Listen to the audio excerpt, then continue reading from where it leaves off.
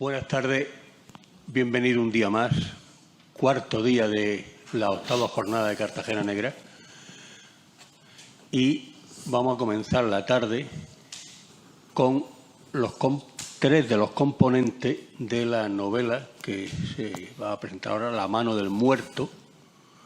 Ahora se explicará por qué se llama así y a quién está dedicado y demás. Aquí tenemos a Paco Rabadán, Pilar, El Fenómeno, Alfonso Antonio, porque en estos días me han confundido que es o Antonio Gutiérrez Caro o Alfonso Gutiérrez Caro, y Rosa Huerta, que será quien se encargue de conducir el evento. Pero antes vamos a ver un pequeño, una pequeña película, un pequeño film, un pequeño. Yo me siento porque verán ustedes que no. Muchas gracias.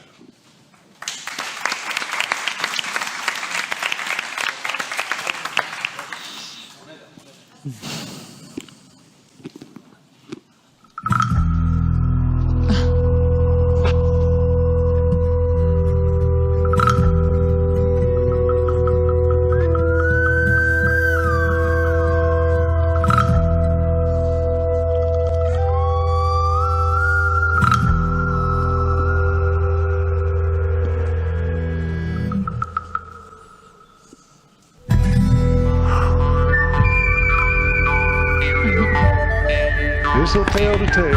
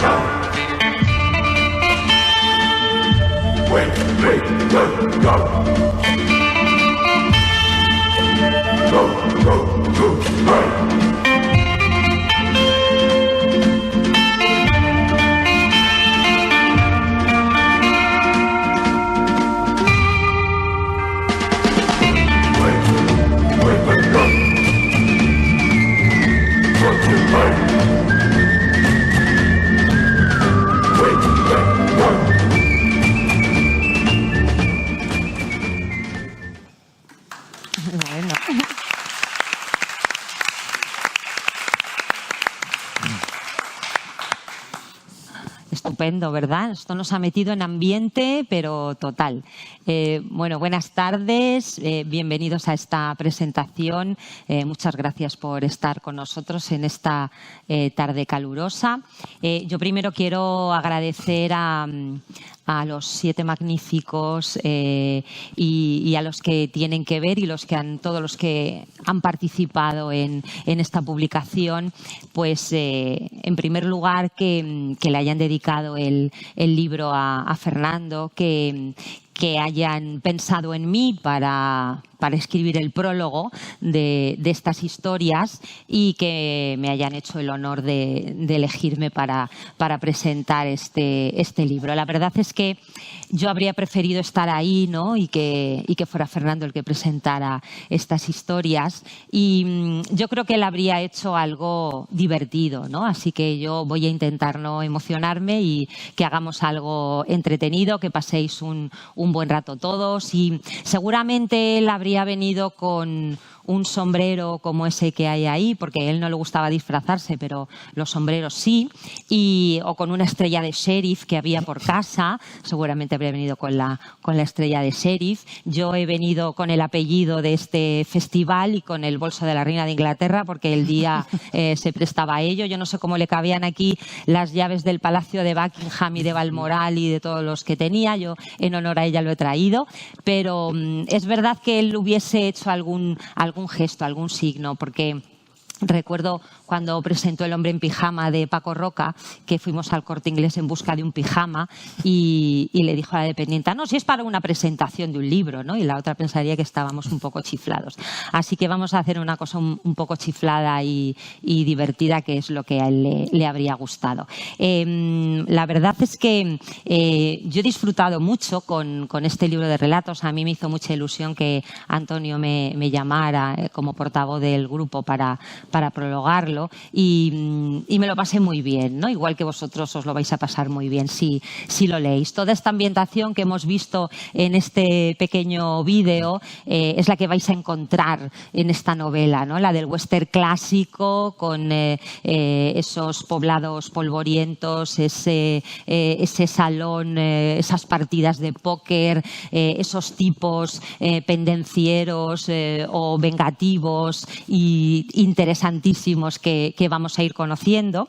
Y lo que tienen en común, digamos, un poco el hilo conductor de estas historias es que en todo o en parte transcurren en un salón del oeste que se llama así, ¿no? La mano del muerto.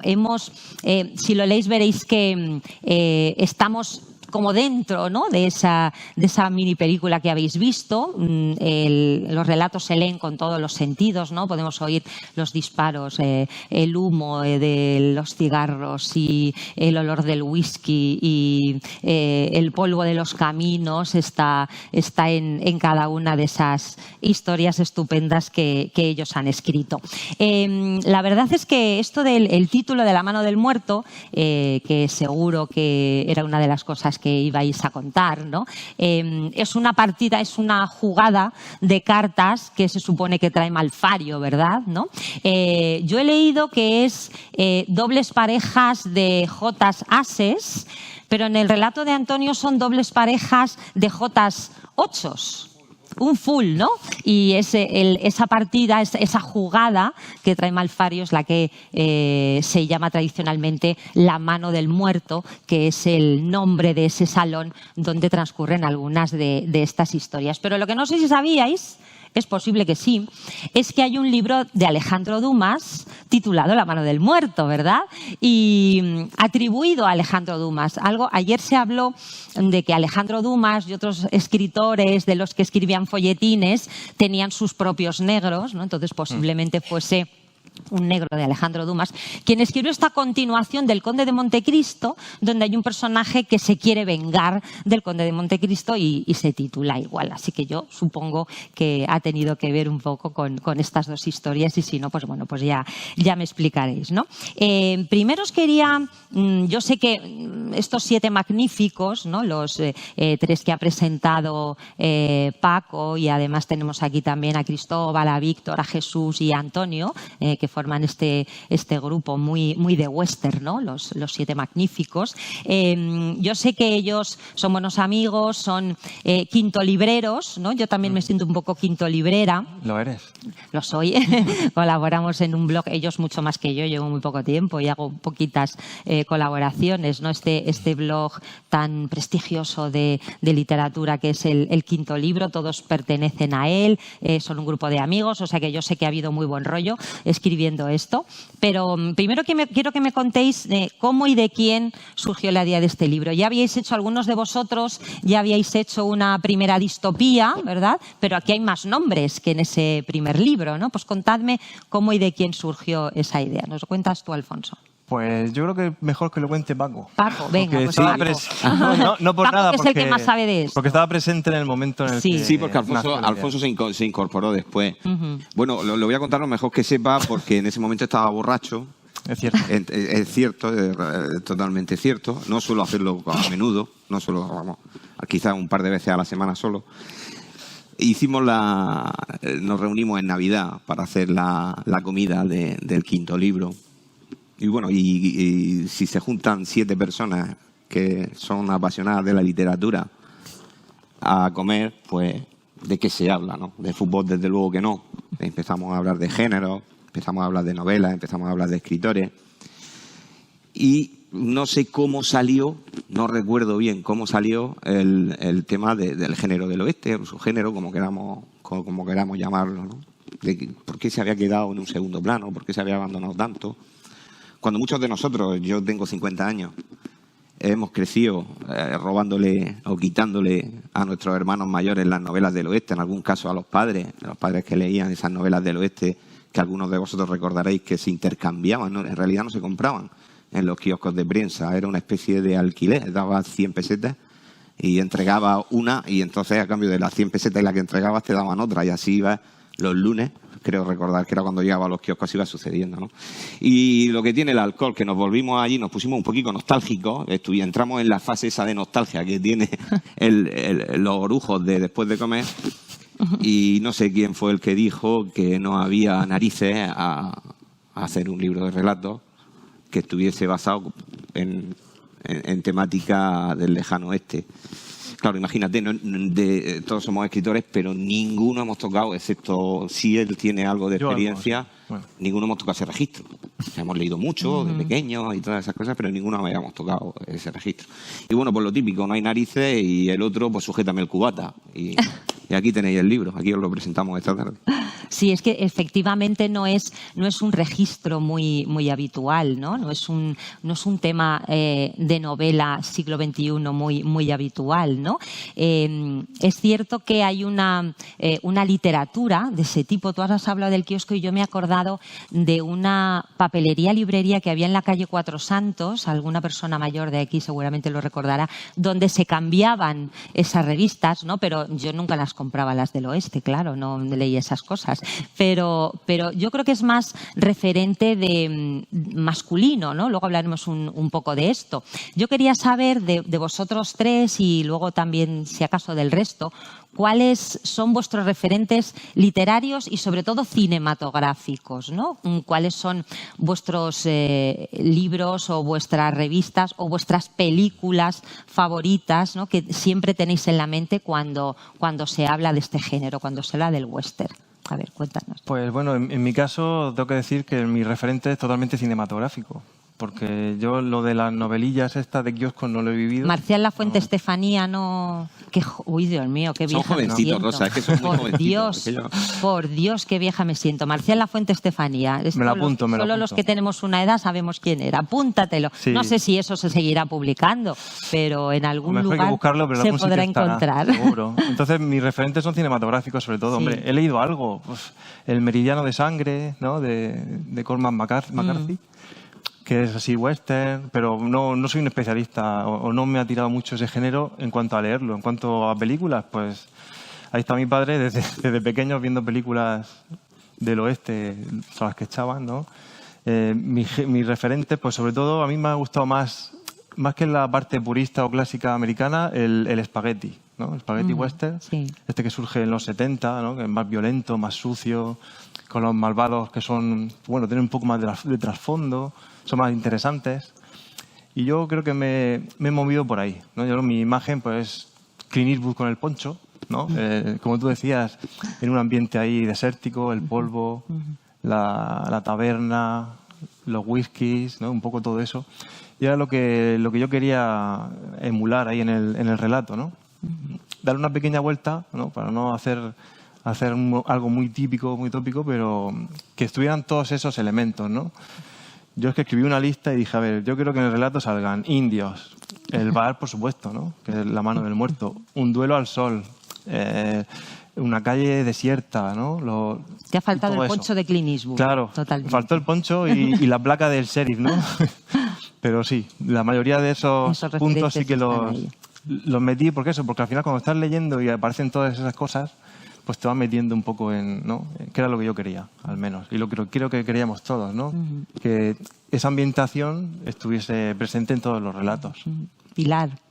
Pues yo voy a acabar pronto, porque yo no he leído western nunca, ni ahora. O sea, me he leído nuestro libro. Y ya no es un género que me haya llamado nunca, ni nada. Visualmente sí que tengo más recuerdos, lo típico de ver en casa a mi abuelo, que veía todo lo que daban en la tele, siempre lo veía viendo, pero tengo como imágenes, pero no sabría decirte así una película en concreto ni nada. O sea que yo a la hora de hecho yo cuando estos se volvieron locos en aquella comida, se venían arriba y yo decía, yo no, a mí dejarme. Pero no me dejaron escapar, que no, ¿qué tal? Porque yo me veía ahí un poco súper perdida, no se parece en nada a lo que escribo, en nada a lo que leo, y entonces era ahí ha sido como un reto. Sí. Así que yo he tirado ahí de estudiar un poco y de ver, y de lo que es, visualmente de lo que recuerdas de ver cuando eres más niño. Paco. Sí, en mi caso, por las novelitas que he comentado, y en mi caso particularmente, que mis padres que no me dejaban leerlas, eran de mi hermano mayor. Y hay una diferencia muy grande de años entre mi hermano mayor y yo.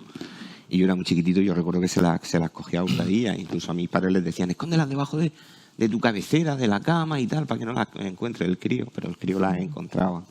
Y sí, al hilo de lo que decía Alfonso, pues bueno, mi preocupación dentro de eso era más, me preocupaba, y de hecho, no sé si en mi relato se notará mucho, más la ambientación, de crear de verdad la ambientación, que era un poco también por la preocupación de Pilar, porque es que es un registro de verdad insólito para nosotros, ya nuestros compañeros dirán a ver cuáles han sido en lo que se han centrado, ¿no? Pero la preocupación principal era más la ambientación que la trama en sí de cada relato, independientemente de que nos esforcemos más o menos en la trama. No es fácil. O por lo menos a mí no me ha resultado un relato fácil. No, pero yo luego os diré que aparte de la ambientación, que es magnífica en todas las novelas, hay otro aspecto que está mucho mejor todavía, ¿vale? Del que hablaremos luego. ¿Queréis decir alguno de vosotros vuestros referentes? No tenemos un micrófono para los magníficos que tenemos fuera, que nos cuenten su película, cuál era su película de western favorita. Os voy a contar una anécdota de Fernando. Él era un apasionado del western, de hecho él estaba escribiendo un libro sobre el western y a él le apasionaba el western porque su madre desde pequeño lo llevaba al cine en Bilbao a ver películas del oeste. Y su película favorita era Grupo Salvaje, que él la vio, me contaba que la vio con 8 o 10 años y yo pensaba, Grupo Salvaje, pero si yo no he podido pasar de la primera escena en la que están los francotiradores cargándose a todos los que salen de misa. A todo el pueblo. ¿Cómo es posible? Entonces yo creo que eso marcó muchísimo su forma de entender la literatura, su forma de entender el cine y sus gustos cinematográficos, ¿no? Pero es verdad que es un género, el de las películas de western, que yo antes de aprender mucho con él sobre el western, yo lo relacionaba, pues eso, con tu abuelo, con mi padre, ¿no? Mi padre, su película favorita era El hombre de las pistolas de oro. Y yo recuerdo la última Navidad viendo con él El hombre de las pistolas de oro. Se la tenía que saber de memoria. Por eso no me extraña que tú recuerdes eso de tu abuelo, ¿no? O tu padre, que sea el que te haya aficionado, ¿no? a las películas de este género. Así que yo quiero que Jesús y Víctor y los demás me contéis cuál es vuestra película favorita o vuestro referente favorito. Pues en mi caso ha ido pasando por épocas, porque evidentemente El hombre de las pistolas de oro, El bueno, el feo y el malo, todas esas películas pasaron muy por delante, además muchísimas veces. ¿Qué pasaba? Que antiguamente solo había... Yo también me siento un poco mayor ahora mismo. Solo la primera y la segunda, o sea, y solo ponían cosas así, te las tenías que comer. Luego hubo una segunda fase, yo lo voy contando por fases como me ha pasado a mí. Y la segunda fase fue cuando vino Bud Spencer y Terence Hill y empezó a hacer películas del oeste, pero no eran las películas del oeste. Era algo completamente diferente. La ambientación sí que era, sí, pero el fondo no. Y ya lo último ha sido el maestro Quentin Tarantino, cuando se ha dedicado a hacer películas del oeste casi al modo antiguo, pero con su sello particular que hace que cuando vas a ver una película, vas a ver una película de Tarantino, no vas a ver una película de un género específico. Y eso, Django desencadenado, mira, a ver si tenía, por ejemplo. Muy bien. Víctor. Hola, Rosa.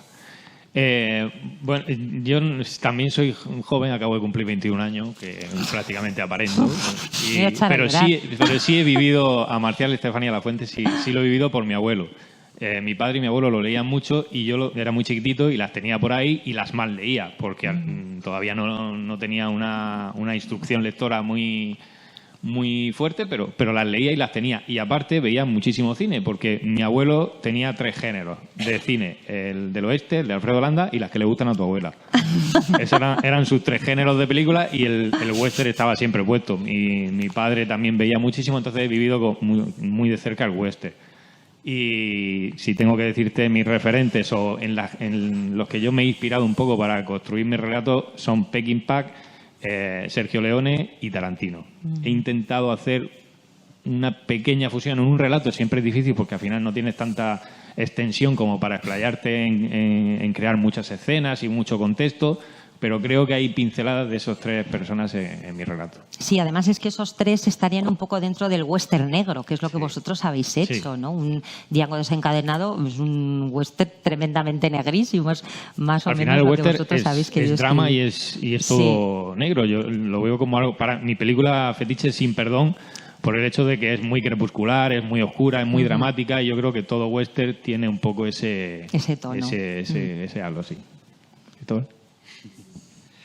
Pues yo, por no repetir un poco los referentes del resto, Sam Peckinpah, y yo creo que Sin Perdón, que fue un poco la que cambió el ritmo del western, el western así más contemporáneo, más sucio. A mí, que me gusta mucho la serie, siempre voy dando la lata con eso. Deadwood, que es una de las primeras series que vino con HBO, pues creo que ese western sucio en el que realmente se veía toda la pudredumbre que había, pero también de la gente, los sentimientos, eso me llama mucho la atención. Pero me sigue llamando mucho la atención el género western actual, contemporáneo, porque en Estados Unidos todavía hay gente que va con el gorro de cowboy y demás, y eso a mí me fascina, la verdad. Hay películas, pues yo que sé, como la de Rider o Nomadland, por ejemplo, que son una especie de western contemporáneo, o incluso El Mandaloriano, una especie de western. Entonces todo eso a mí me llamaba la atención, y en mi relato he intentado también hacer pues bueno, es un western, pero es muy negro también y tiene algunas cositas que son generales de cualquier otro género. Muy bien. Gracias, Cristóbal. Antonio, no te vas a escapar, cariño.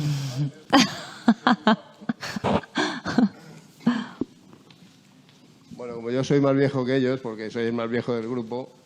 No, la más vieja soy yo. No, tú no, tú eres atemporal. Yo leía libros de Zane Grey, Paco se acordará también, y los cambiaba en una librería que había cerca de mi casa. Y era una maravilla. Y he leído también a Marcial La Fuente Estefanía, aquellas novelitas pequeñas, esas sí que eran de bolsillo. Sí. Pero si me pides un referente cinematográfico, yo me quedo con El Tuerto. El Tuerto, John Ford, para mí es fundamental. Hay películas de verdaderas obras maestras del oeste, y que os recomiendo que si no las habéis visto las veáis, y si las habéis visto que las volváis a ver. Centauros del Desierto, por ejemplo, es una película extraordinaria donde no hay solo una historia del oeste, sino muchísimo más. Y de ahí un poco me sale la influencia. Pero también ha sido un atrevimiento, porque yo nunca había practicado el western, como salvo Alfonso, que ha sido el único. Aquí creo que nos hemos estrenado todos. Sí, os habéis lanzado a la piscina, total. Yo quería saber un poco cómo habéis estructurado estos relatos, ¿no? ¿Qué orden habéis seguido? Si habíais leído los relatos de los anteriores cuando habéis leído el vuestro, porque a pesar de que son relatos independientes, con personajes distintos, hay un hilo conductor aparte de las partidas de póker o de La mano del muerto de este salón. Todo tiene una cierta continuidad. Eso está muy bien en un libro de relatos. Un libro de relatos, aunque sea de diferentes autores o del mismo autor, tiene que haber algo que los una. Y a mí me parece que sí que hay una cierta unidad. Cada uno iba escribiendo el suyo de manera independiente, ibais leyendo lo de los anteriores. ¿Cómo fue esto? Sí, a ver, como has dicho antes, el Distopía volumen 1, que es el primer libro de relatos, solo tenemos los relatos, los otros 4. Sí, vosotros, ¿no? 4, sí. Y ahí cada uno de su padre y su madre, ¿no? Contaba lo que quería y no había ninguna conexión. Entonces creo que la idea, después del que lanzara la idea de vamos a hacer un western, la segunda idea fue vamos a cohesionarlos un poco, ¿no? Que cada uno tenga libertad creativa a la hora de hacer el relato como quiera, pero que haya unos elementos, o un elemento por lo menos, en común, ¿no? Y entonces surgió la figura del saloon, la taberna, el bar, que conecta las vidas de varios personajes, ¿no? Entonces por lo menos ya tenemos un sitio, aparte de la ambientación, y todo fluye, digamos, alrededor de la taberna, de la partida de póker. Y luego ya cada uno pues tuvo su libertad. ¿Y habías leído, Pilar, tú habías leído los de los anteriores cuando escribiste el tuyo? No, nosotros, el día que el de la comida salimos ya con título, un plazo, o sea, salió todo firmado ya de allí.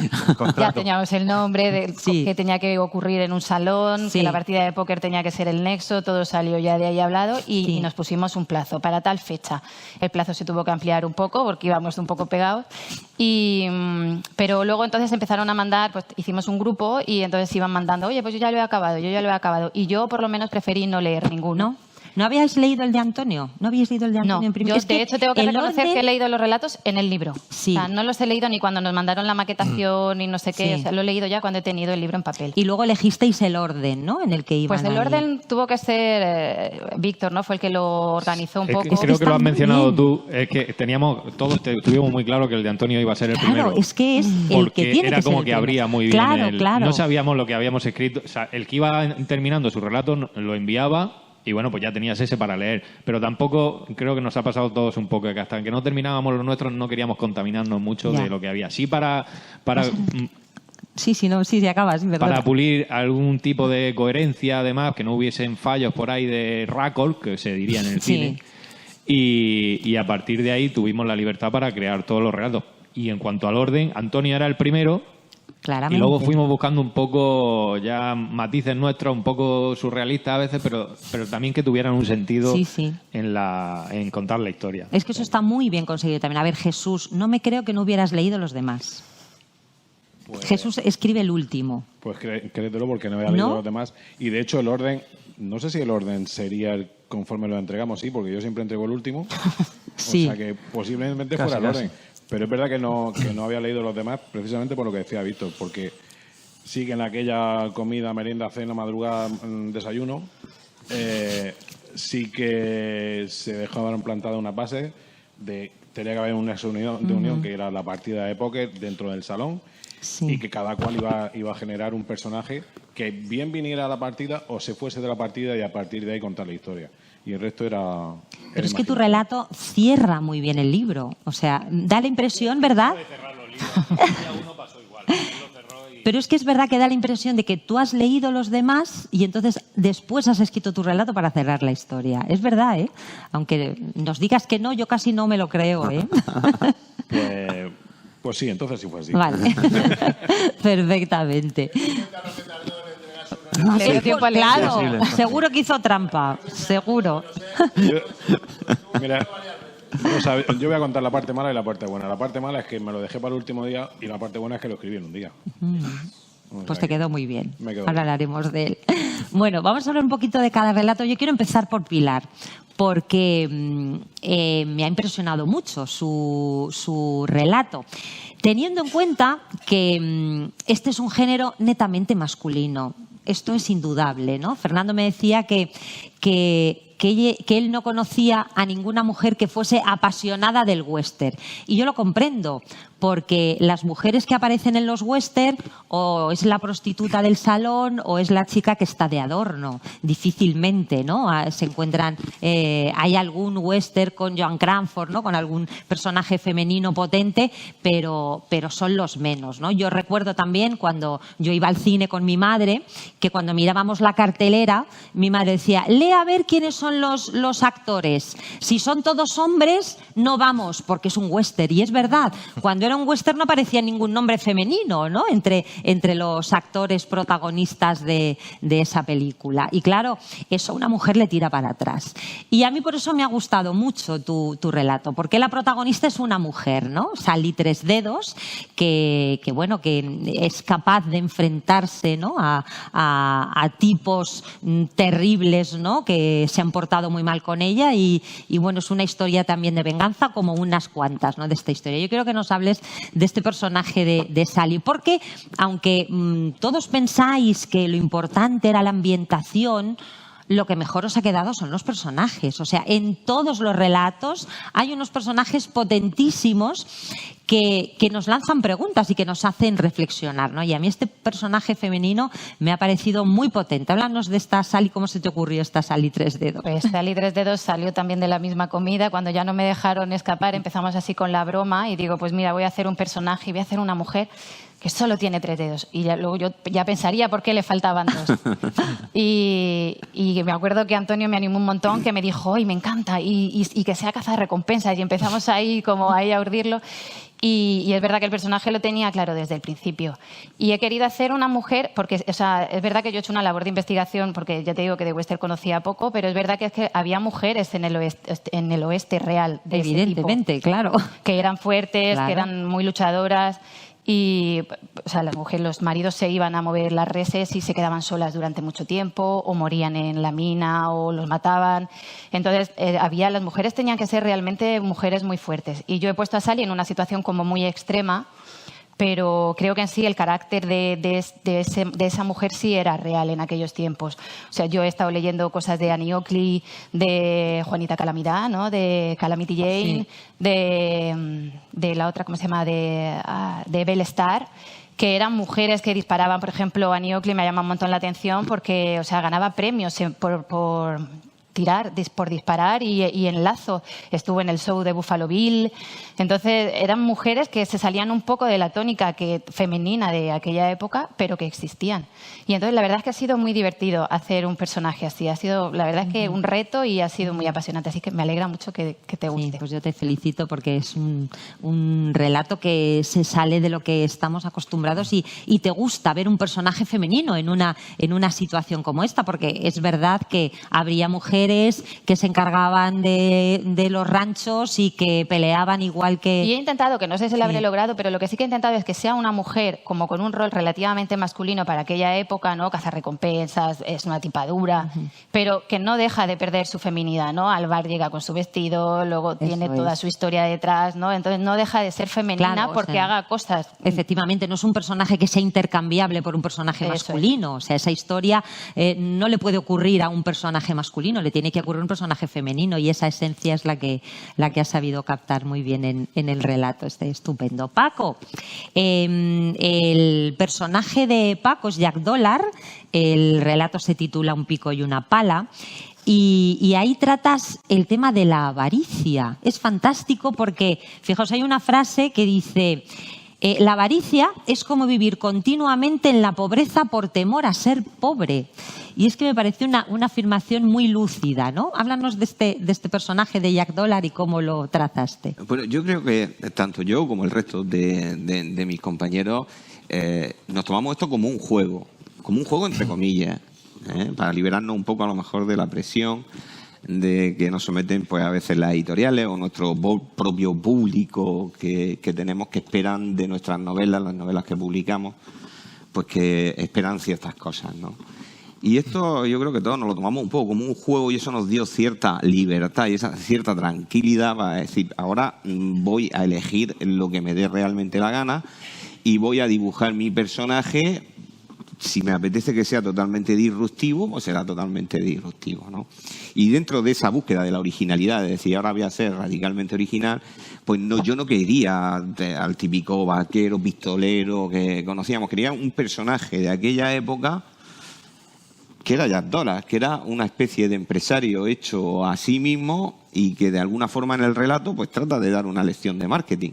De hecho, a mí la idea me surge de un amigo, yo de marketing no sé nada, pero me surge de un amigo que sí sabe mucho de marketing y un día, pues cenando, comiendo, lo que sea, me comentó, hablando así del dinero, de las empresas y todas estas cosas, me dice, ¿tú sabes quién ganó más dinero en la fiebre del oro? Y digo, pues coño, pues alguno que encontró mucho oro, ¿no? Dice, no, el que vendía los picos y las palas. Ese fue el que de verdad se hizo de oro en la fiebre del oro, ¿no? Y no sé cómo esas connotaciones, si se da a consecuencia del alcohol o las drogas, pero se me cruzó y dije, mira, aquí lo hago. Y así fue como salió mi personaje, un personaje si es de la época, esos empresarios de Estados Unidos, esa parte de Estados Unidos emergía, era como empezaba a arrancar y necesitaba ese tipo de empresarios. Que bueno, no eran todos pistoleros, no eran todos vaqueros, sino que había gente, el salón tenía un dueño, que se podía decir que era un hostelero de la actualidad, etcétera, etcétera, ¿no? Y en esa búsqueda de la originalidad fue como se me ocurrió decir, voy a dibujar un personaje de verdad que se salga un poco de los parámetros que quizás espera todo el mundo. Y como vuelvo a repetir que esto era un juego que nos hemos tomado muy en serio, porque ya tenemos oficio y aquí el que menos tiene ya 2 o 3 novelas publicadas, no ha dejado de ser un juego divertido y donde teníamos esa libertad de decir, ahora voy a hacer lo que me dé la real gana. Yo creo que hay más de un Jack Dollar, ¿no?, en la actualidad, ¿no? Es un personaje que se puede trasladar al siglo XXI, ¿no? y a esta región o a este país, ¿no? Ese personaje que personifica muy bien en tu historia la avaricia. A ver, Alfonso, el relato de Alfonso se llama El Chico. Y es que no quiero revelaros mucho de este relato porque es muy sorprendente. Yo creo que en este relato tú juegas al póker con el lector, ¿no? Nos engañas un poquito. A mí me engañaste totalmente. Es que este relato, la verdad, no puedo hablar mucho porque si me explayo pierde la gracia, ¿no? Sí. Yo un poco en la línea de lo que dice Paco, como para nosotros era un juego, una diversión, el ponernos delante y hacer esta historia, este libro, estos relatos, pues yo dije, pues mira, voy a empezar provocando un poco. Un niño ahí en un bar tomando whisky, ¿no? Empieza así, la cosa, y que luego, pues, bueno, va degenerando en otra, ¿no? Sí, que nada es lo que parece, ¿eh? No te esperas, ¿no? Sí. Entonces, pues yo cogí, pues como dice Paco, en vez de el típico cowboy o el cazarrecompensas, el machito y tal, pues dije, pues esta historia la protagonizan un niño y un anciano, ¿no? por irme un poco a personajes que no estén tan vistos, por lo menos en este tipo de historias, ¿no? Dos que tú no te esperarías como protagonistas de una historia de esta ambientación, de acción, ¿no? Y bueno, pues tiré un poco por ahí, para jugar un poco con el lector, ¿sí? Y como yo, cuando escribo cualquier historia, sea corta o larga, lo que quiero o lo que tengo claro es el final, entonces esta historia fue igual. Yo tenía al principio, ya sabía cómo iba a acabar, y entonces pues empecé así, ¿no? Estoy siendo un poco críptico, pero es que si digo muchas cosas... Es verdad que no se puede contar mucho de este relato. Sí. Y es verdad lo que dices, que son personajes muy diversos. Sí. Es curioso que parece que todos tenemos la idea del personaje de una película del oeste, por ejemplo, y parecen muy uniformes, y los personajes que habéis trazado son todos muy distintos, en situaciones muy diferentes, y eso pues enriquece muchísimo la historia, ¿no? No son historias que se parezcan a la anterior, ninguna se parece a la anterior, ¿no? Y eso me ha parecido que es desde luego un acierto. Voy a preguntar a los que están ahí sentados también, ¿vale? A ver, Víctor, dime, es el autor de El último invierno de Red Button. Aquí yo creo que te debiste documentar bastante sobre la Guerra de Secesión, ¿verdad? Ahí se ve un trabajo histórico interesante. Y yo creo que la pregunta que surge de tu relato es ¿qué diferencia hay entre una partida de póker y un duelo a muerte? Esa es la pregunta que planteas, ¿no? ¿Verdad? Háblanos de ese relato tuyo. Sí, a mí es que me gusta mucho las frases así como que tengan algo existencial, algo que te haga pensar y que hagan un poco de juego de palabras. Y bueno, yo tenía, a la hora de escribir el relato, tenía varias cosas muy claras, que era que Tarantino se sintiese orgulloso del malo, que Sergio Leone se sintiese orgulloso del bueno, y que a la vez ninguno de los dos fuese ni bueno ni malo exactamente, sino que fuesen producto un poco de la sociedad en la que les ha tocado vivir, del contexto en el que han crecido, en el que han vivido, y que fuese un duelo entre los dos sin disparos. No estoy seguro, pero creo que es el único relato en el que no hay un solo disparo. Pero hay muerte cruenta, y luego el duelo entre ellos era dialéctico. Tenía el reto personal de conseguir crear un duelo dialéctico entre ellos dos muy potente y que a la vez sirviese para mostrar un poco el camino de arrepentimiento de esas personas, el camino de la venganza, el camino de haber tomado malas decisiones en la vida y que te llevan hacia un lugar que posiblemente te merezcas, y un poco que mostrara esa parte del salvaje oeste que es muy difícil sobrevivir, pero a la vez es muy emocionante. Es estar rodeado de cosas muy emocionantes que te complican mucho la existencia. Y en cuanto a la pregunta, en el relato un poco más o menos, cuando lo vas leyendo, el malo que se llama... Bueno, el malo. El que supuestamente la gente entenderá como el malo... Godfrey Dos Dedos, que luego digo, copiado. Yo le he quitado uno más, le he quitado un dedo. Y es un poco el que va aleccionando, un poco haciéndose notar en su dialéctica para explicar un poco el porqué de esa frase. Jesús. Jesús yo creo que crea el personaje más negro de estas historias, porque es negro por dentro y por fuera, que es un personaje que sale en muchas películas del oeste y que todos imaginamos vestido de negro, que es el enterrador, ¿verdad que sí? El enterrador vestido de negro es tu personaje, y es verdad lo que te decía antes, ¿no? Que cierra muy bien esta historia. El relato se titula Enterrado en deudas, y es desde luego el personaje negro donde los haya. Y la pregunta que plantea este relato es: ¿las partidas que empiezan muy bien terminan mal? Es un poco la pregunta que plantea. Cuéntanos cómo es este enterrador. Pues yo en la famosa comida con condimento tenía claro que quería hacer el personaje del enterrador. Lo que pasa que es cierto que en mi cabeza no era el enterrador que finalmente ha llegado al libro, era prácticamente lo contrario. Quería hacer un personaje mucho más vigoroso, fuerte, de otra manera, pero como si le hubiese quitado el pitorro a la colchoneta, se fue deshinchando poco a poco, hasta que se quedó el personaje que hay. Que al final, efectivamente, es un tío que va siempre andando por el alambre y que al final, como tú bien has dicho, ninguna partida de póker buena puede llegar a ser mala o al contrario. Al final, como le pasa, el que juega con fuego pues se quema. Sí, que es lo que le pasa a algunos personajes de estas historias.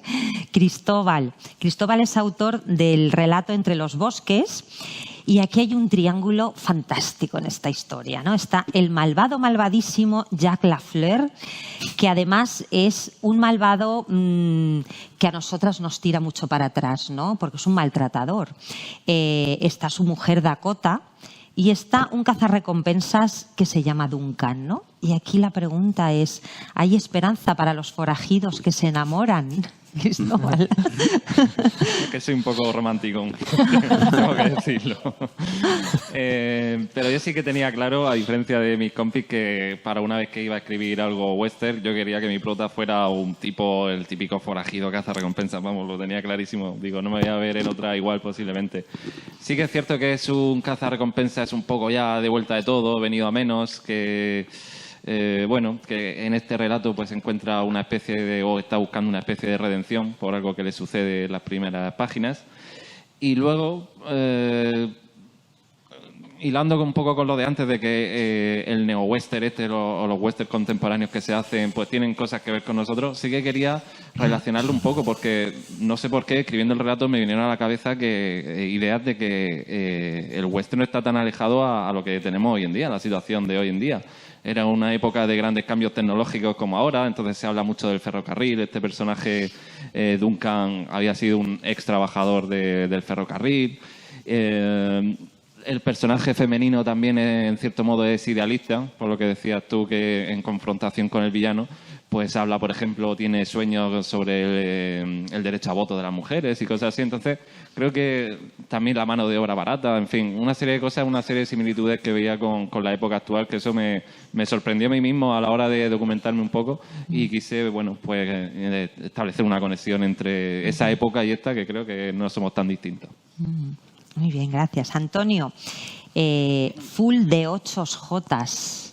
Jimmy Nolan es el relato con el que comienza este libro y desde luego habéis elegido muy bien para comenzar este volumen, porque realmente te mete dentro de ese ambiente, ¿no? Y realmente parece que estamos presenciando esa partida en ese escenario, y siempre surge la pregunta, ¿qué estaría uno dispuesto a apostar en las cartas, ¿no? ¿Qué es lo que pasa en esa historia? Cuéntame. Bueno, la verdad es que es magnífico. Yo juego fatal al póker, con lo cual lo poco que aparece en el relato de póker pues es aprendido y comprobado con profesionales. Lo que se puede apostar pues depende de la catadura del que esté sentado a la mesa.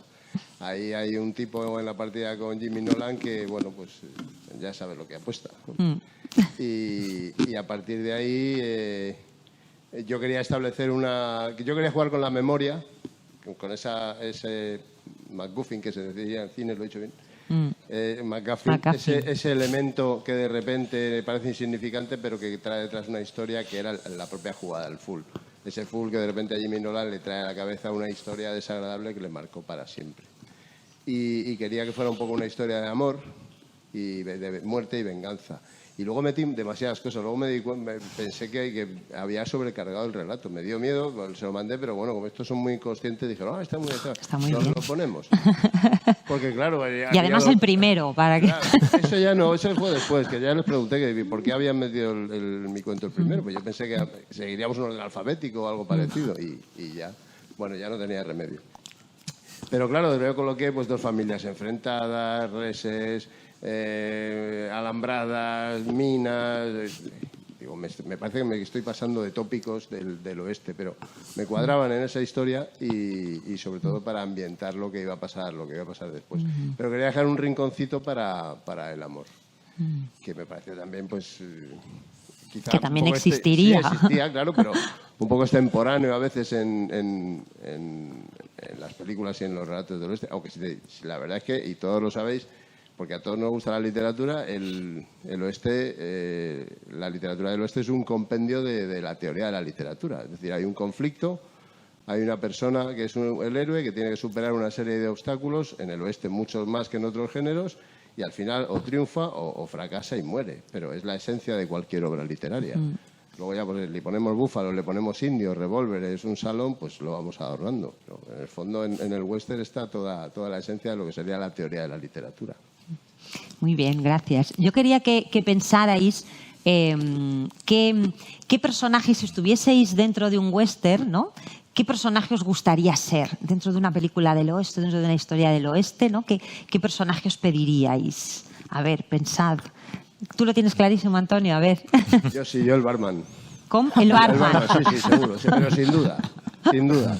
Ahí detrás del mostrador, medio protegido, un mostrador en el que suele haber algo para defenderte, ya sea un revólver, un rifle o una buena estaca. Y generalmente, como tienes que dar de beber tanto a buenos como a malos, no te suelen matar mucho. O sea que, y además lo ves todo. Y te puedes esconder debajo del mostrador en un momento dado para que no te pillen las balas. El segundo sería el hombre del piano, pero como el hombre del piano. En ese he pensado yo, pero el del piano, sí, el del piano a veces acaba también bajo las balas. A ver. Jesús. Yo sería pianista, claramente. Vamos. Yo el pianista. Aparte que me gusta la música, las chicas al lado mientras que me toca el piano y cuando hay jaleo me voy, vamos. Maravilla. Víctor. Sí. Yo creo que sería el caballo. Sí, no sé por qué. Me parece un animal súper noble y un animal con mucha fortaleza, un animal que traslada todo lo que es el western. En sus pezuñas va todo el polvo, va todo el barro, va toda la sangre, va la nieve, va el sufrimiento, va la gente que lleva arriba sintiendo... No sé, yo sería... Una metáfora de la vida en sí. Sí, no sería posible un western sin caballos, ¿no? Sí, el sonido, oyes el sonido de los cascos de un caballo y la música de Ennio Morricone y ya sabes que estás en una película del oeste. El caballo, sería el caballo, sin duda. Muy bien. ¿Lo has pensado, Cristóbal? Sí. Si tuviera que elegir, yo creo que por todo el atrezo que lleva detrás y tal, sería el indio. Con todas las plumas, sin camiseta, el hacha, los pendientes, las pinturas de guerra, sí. Yo creo que mola. el indio. Mola. A ver, ¿vosotros tres habéis pensado? La verdad es que nunca me lo he planteado, pero no sé, lo que sí me he preguntado muchas veces, viendo películas y todas esas cosas, es que y siguiendo un poco el hilo conductor de lo que vaya a encontrar en mi relato, toda la gente, todos llevan pistolas, ¿verdad? Sí. ¿Dónde venden las pistolas? Nunca sale la tienda de las pistolas. Quiero decir, con tanta demanda de pistolas es para que el pueblo tuviera un edificio gigantesco diciendo armería, ¿no? Y no aparece, ¿no? Pues venga, me elijo el vendedor de pistolas. Pues es buena idea, es verdad que no sale. Nunca ahora en Estados Unidos las puedes comprar en el Carrefour, pues las sí, armas, pero en aquella época no sé dónde las compraba. Es un misterio, ¿no? Uno ve una película del oeste o lee una novela, es un misterio. ¿Dónde ha comprado la pistola? ¿No? Tú eso lo tienes muy en cuenta porque has pensado en el del pico y la pala, ¿verdad? Pensaste en el del pico y la pala que se hacía millonario y ahora piensas en el de los revólveres, sí. Los Winchester, hay una historia muy chula. Los rifles Winchester, claro, el dueño de esa fábrica se hizo millonario y su última descendiente era una mujer que había heredado la casa familiar en California y estaba convencida de que los fantasmas de todos aquellos que habían muerto por culpa de los rifles Winchester la perseguían por la casa. Y entonces ella estaba constantemente construyendo su casa. Su casa estuvo en construcción hasta que se murió. Y para despistar a los fantasmas había puertas que no llevaban a ninguna parte, escaleras que terminaban en un muro y la casa existe, es la casa Winchester que está cerca de San Diego. Y es un lugar muy curioso y porque, ves, es una casa de madera, porque en Estados Unidos en esa zona todo es de madera. Es una casa muy grande y pues eso, hay puertas que no van a ningún sitio y ella pretendía que no la atraparan, ¿no? Los fantasmas de todos los que habían muerto por culpa de esos rifles. Así que tenga cuidado el personaje ese que vende rifles, no vaya a loquear, ¿no? Como la señora de la casa Winchester. ¿Habéis pensado vosotros? No, Tú quieres ser Sally Tres Dedos directamente. Hombre, yo me quedaría. Claro, con es que mola mucho. Bueno, ese mola personaje. Sally, pero no mola lo que le pasa. Ya a Sally. no. Entonces, me gustaría sí. ser Sally sin pasar por lo que Eso Sally. es, directamente en la partida de Eso, ya, póker. ahí. Pues yo no sé, voy a decir un topicazo. Yo cuando era un crío jugaba con los Playmobiles que tenía mi fuerte del oeste ahí, con los indios, los vaqueros, tal. Y mi personaje favorito era el sheriff. Claro. Porque era el protagonista. Claro, y era yo me habría pedido el sheriff también, claro, el eso que de mandar. que partía el bacalao allí, ¿no? Claro. El bueno, Claro. el líder del pueblo espiritual. Y Sí. bueno, yo sería el sheriff, con mi placa aquí, Brillante ahí. paseándome por la plaza. ¿eh? Una cosa, ¿sabéis jugar al póker? No. ¿O sois más de mus, de chinchón o de la brisca? De mus, ¿verdad? Claro, es que en España no somos de póker. El mus español real es el póker real español es el mus, ¿no? Aquí lo que jugamos es al mus. Pero hay gente que juega, ¿no? Cristóbal Sí, juega bien al mus. también, creo Sí, que- Víctor también. Además, al Hold'em Texas, ¿no? Ahí. ¿Y vosotros? Yo jugaba al póker en la universidad y con la gracia... ¿Al póker en la universidad? Sí, en la en universidad vez de jugaba al al mus, mus. jugábamos al Dios póker. mío, qué vieja soy. Éramos más modernos. No, yo no, tampoco soy yo tan joven, pero no sé, jugaba. Con la gente que iba me enseñaron ¿Sí? a jugar. Pero vamos, sé lo básico, pero con mis hijos, por ejemplo...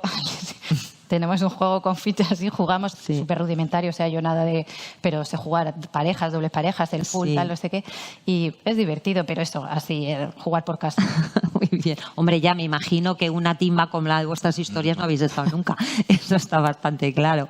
Bueno, no quiero seguir preguntando yo porque quiero dejar el micrófono también a los asistentes por si alguien quiere hacer alguna pregunta a los 7 magníficos sobre libros, sobre los relatos o sobre cualquier cosa que tenga curiosidad.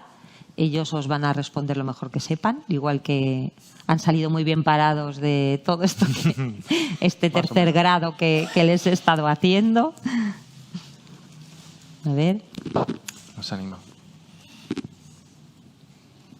Lo hemos dejado todo clarísimo. ¿eh? ¿Verdad? Hemos contado tantas cosas. Qué maravilla. Hola. Hola. Típica pregunta. Habéis entrado en un género nuevo, parece que habéis disfrutado. ¿Vais a hacer algo relacionado con el ¿Vais a seguir cabalgando? ¿Vais a seguir cabalgando por el ¿Pensáis hacer oeste? algo nuevo? ¿Bien por independiente o bien en grupo?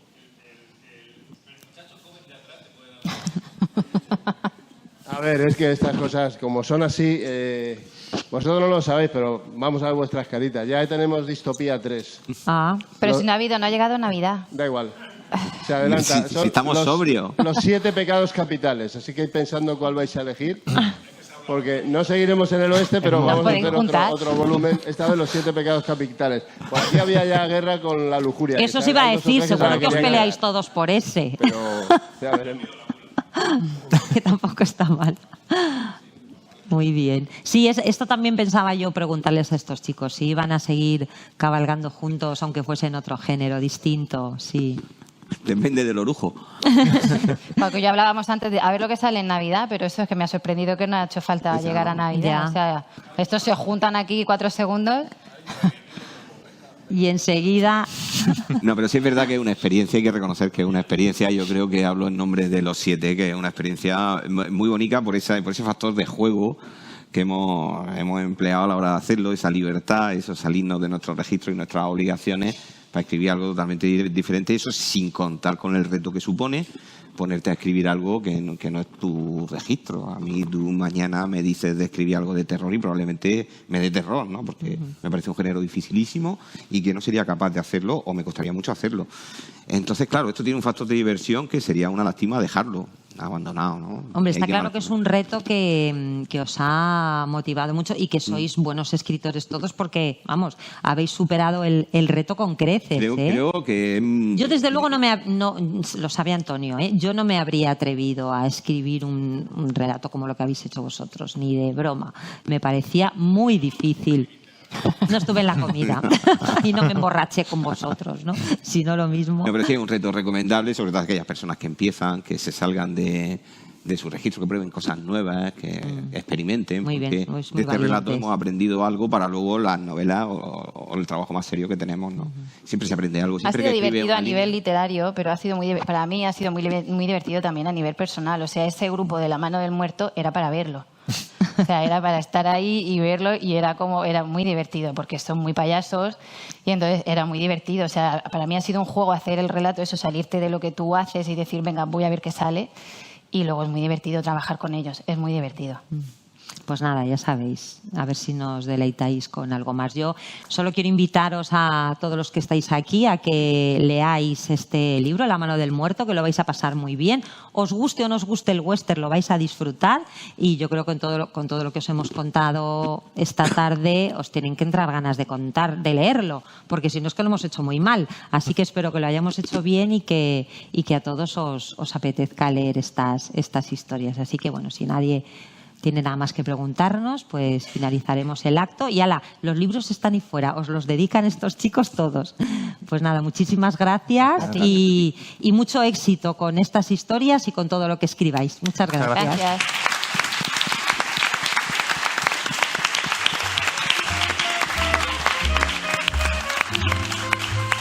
Bueno, yo quiero que me dediquéis el mío, claro. Por supuesto.